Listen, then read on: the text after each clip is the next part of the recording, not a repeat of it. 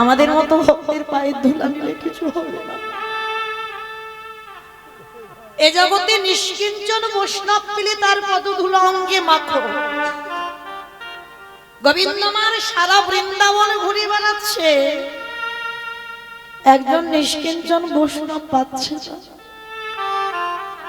ক্লান্ত হয়ে যাচ্ছে বাবা একটা ভক্ত খুঁজতে খুঁজতে। এই জন্য মুখে সবাই বলি ভক্ত ভক্ত ভক্ত, পেরেছি বাবা ভক্ত হতে?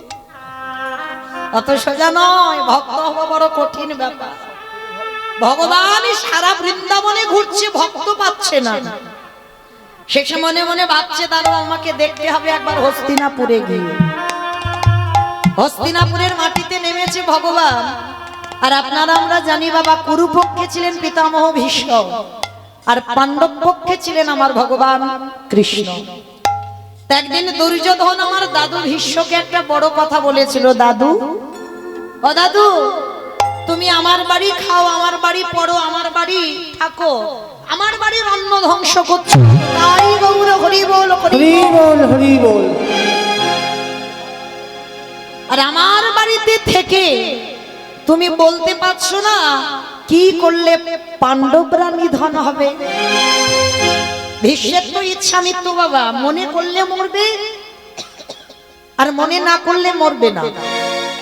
তাহলে সেই পিতামহ ভীষ্মকে বলছে দাদু তোমার যদি ইচ্ছা মৃত্যু হয় তাহলে তুমি কি বলতে পারছো না কি করলে পঞ্চ পাণ্ডবদের মৃত্যু হবে। কথাটা শুনে দাদু ভীষ্মের একটু মাথাতে লেগে গেল, দুর্যোধন তুমি এত বড় কথা বলছো, আমি তোমার বাড়িতে একটু খাই বলে তুমি এত বড় কথা বলছো যে তোমার বাড়ির আমি অন্ন ধ্বংস করি। ঠিক আছে আজকে আমি চলে যাচ্ছি, কিন্তু আমি তোমাদের বলে রাখলাম শোনো দুর্যোধন, এত বড় কথা যখন তুমি বলছো আমি আজকে রাত 12টার সময় ধ্যানস্থ হব। আর যখনই রাত 12টায় আমি ধ্যানে বসবো, দুর্যোধন তোমার স্ত্রীকে রাত 12টার সময় আমার ঘরে একটু পাঠিয়ে দিও, আর দিলে আমি পাণ্ডবদের মৃত্যু বান আমি তুলে দেব তোমার স্ত্রীর হাতে।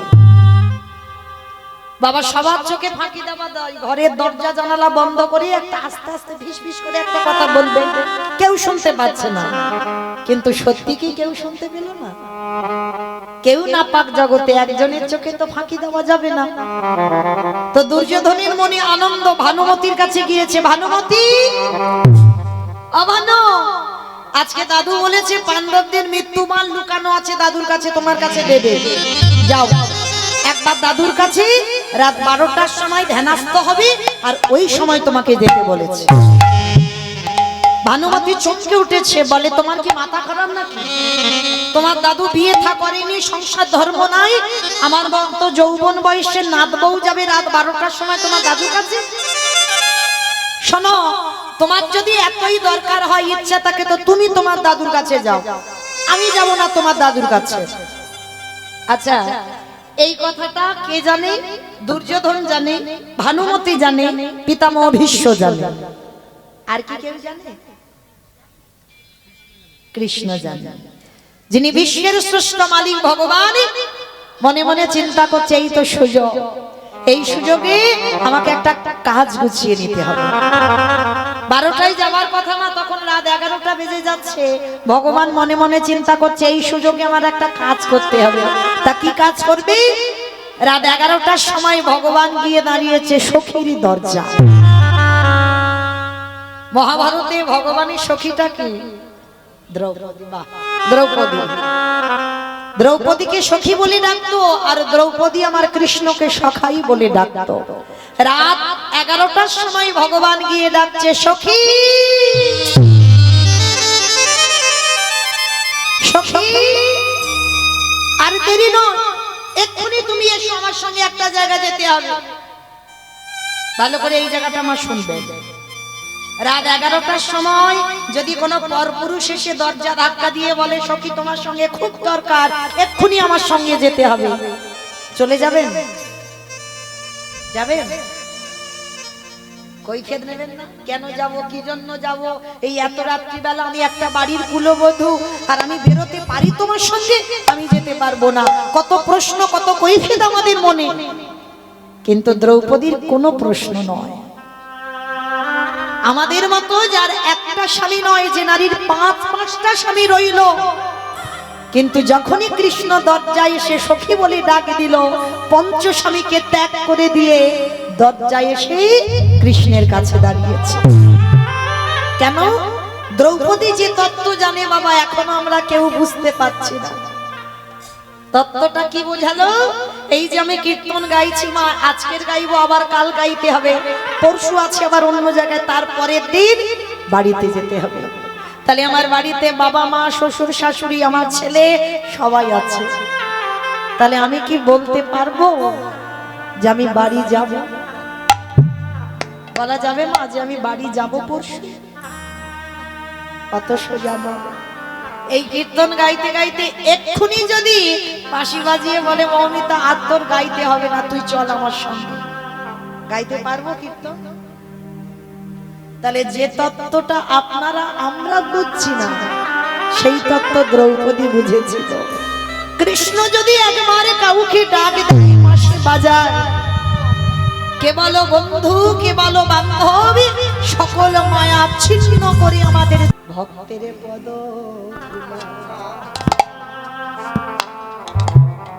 ধুলায়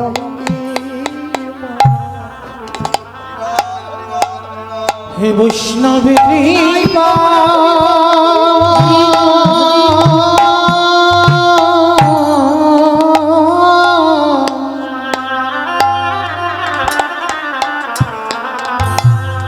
হে বৈষ্ণবী কৃপা কৃপা করো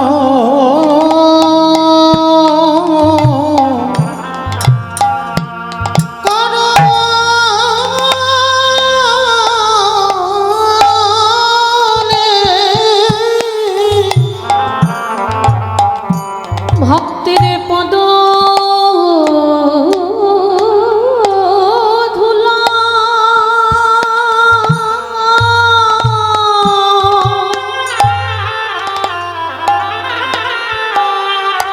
পদ ধুলা অঙ্গি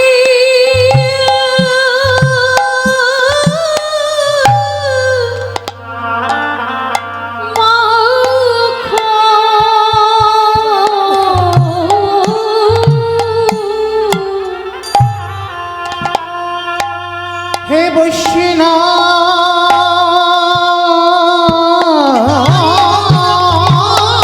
কৃপা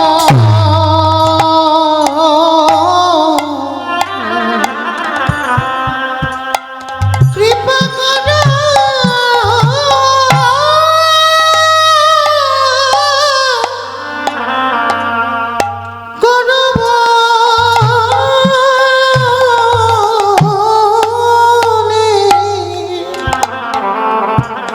একবার ভক্তের পদ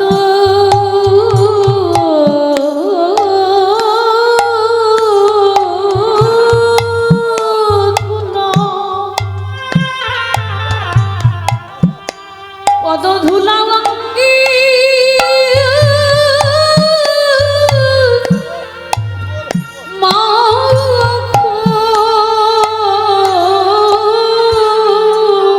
গোবিন্দ আমার মনে মনে ভাবছে ভক্তির পায়ে তুলা নিতে হবে, যেমন তেমন ভক্ত হলে হবে না মা।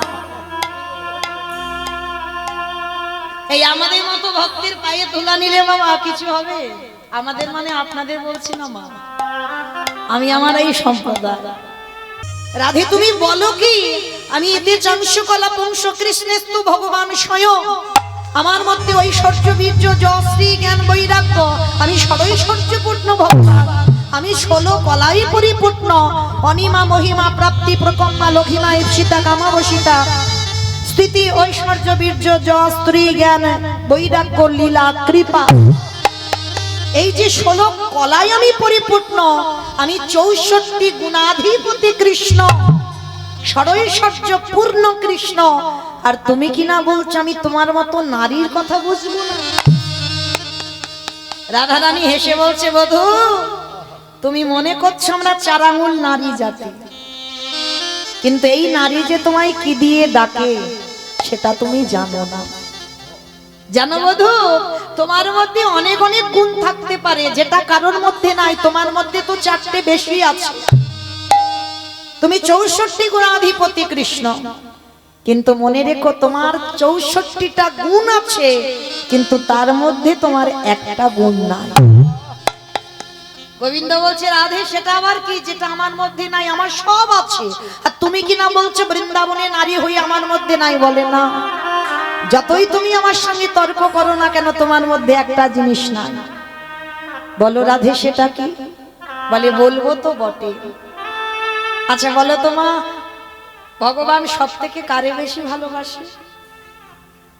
ভক্ত। বাহ, ভক্তকে সব থেকে বেশি ভালোবাসে। পৃথিবীতে যে যেভাবেই ভালোবাসুক না কেন ভগবান ভক্তের থেকে বেশি কাউকে ভালোবাসে না। আচ্ছা বলেন তো ভক্তকে কেন বেশি ভালোবাসলো? জানো, এই জন্য কীর্তন শুনতে হয়, অনেক অনেক কিছু জানা যায় একটা ছোট মানুষ হলেও। তাহলে ভগবানের কাছে ভক্ত সব থেকে প্রিয় কেন না? ভক্তের কাছে যে সম্পত্তি আছে সেটা আমার ভগবানের কাছে নাই। যে সম্পত্তি আপনাদের কাছে আছে সেটা ভগবানের কাছে নেই। সেটা কি জানেন? যেটার নাম হলো ভক্তি। ভক্তির কাছে আছে ভক্তি, ওই জন্য তো ভগবান সবসময় ভক্ত সঙ্গ করে। কেন? ওইটা ভগবানের কাছে নেই। 64টা গুণ আছে কিন্তু ভগবানের ভক্তি নাই। যেই না রাধারানী বলেছে বধূ তোমার সব আছে ভক্তি নাই, ভগবান বিশ্বাস করছে না, অসম্ভব। রাধে তুমি ভুলভাল কথা বলে যাবে, আমার শুনতে হবে, আমার ভক্তি আছে। রাধারানী হাসছে আর বলছে বেশ বধূ আমি মানলাম তোমার ভক্তি আছে। ভক্তি যদি থাকে কই একটু আমার সামনে দাঁড়িয়ে কেঁদে দেখাও তো দেখি। একবার ওখানে দাঁড়িয়ে কেঁদে দেখাও। গোবিন্দ আমার করজোর করে বলছে রাধে এইটা তো কোনোদিন আমি গুরু ধরে শিখিনি। বলে বধূ নয়ন জল ফেলতে গেলে গুরু ধরতে লাগে, হৃদয়ে যদি ভক্তি থাকে আপনি থেকে তুমি দাঁড়িয়ে দাঁড়িয়ে কাঁদতে, কারণ তোমার তো ওটা নেই, তো তুমি কি করে পারবে?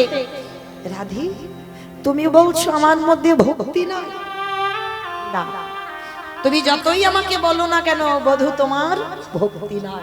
ওই জন্য তুমি বুঝতে পারছো না এই রাধারানী তোমাকে একবার যদি ডাকে তুমি পৃথিবীর যেখানে থাকো তুমি পাগলের মতো ছুটে আসো। আচ্ছা রাধে বেশ, আমার মধ্যে যখন সব আছে, আমার মধ্যে যখন ভক্তিটা নেই, বলো রাধে আমি কোথায় গেলে ভক্তি পাবো? যাবে বধূ? আমি যেখানে যেতে বলবো তুমি যাবে? যাবে। বলো রাধে কোথায় যেতে হবে? আমি কি করলে ভক্তি পাবো? বলে যেখানে সেখানে গেলে হবে না, তোমাকে যেতে হবে নিষ্কিঞ্চন বৈষ্ণবের চরণে। এই নিষ্কিঞ্চন বৈষ্ণব বাবা জগতে দুর্লভ। বৈষ্ণব অনেক আছে, নিষ্কিঞ্চন বৈষ্ণব বলছে রাধারানী। ত্রিনাদপি শুনিয়েছি না তরণী বসহিষ্ণু না অমানি না মানদেন কীর্তনীয় সদা। রাধারানী বলছে একটা নিষ্কিঞ্চন বৈষ্ণব পেলে তার পদধূলাটা নাও বধূ, আর নিলেই দেখবে তোমার হৃদয়ে ভক্তি আসে। রাধে আমি ধরবো ভক্তের পায়ে? বলে হ্যাঁ বধূ, ভক্তের পায়ে না ধরলে ভক্তি তো আসবে না।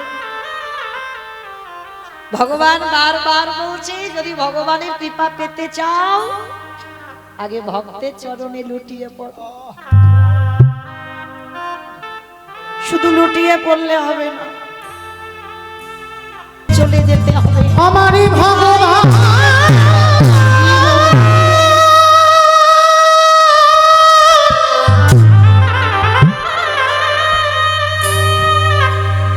যেদিন নাম ধরে বাঁশি বাজাবে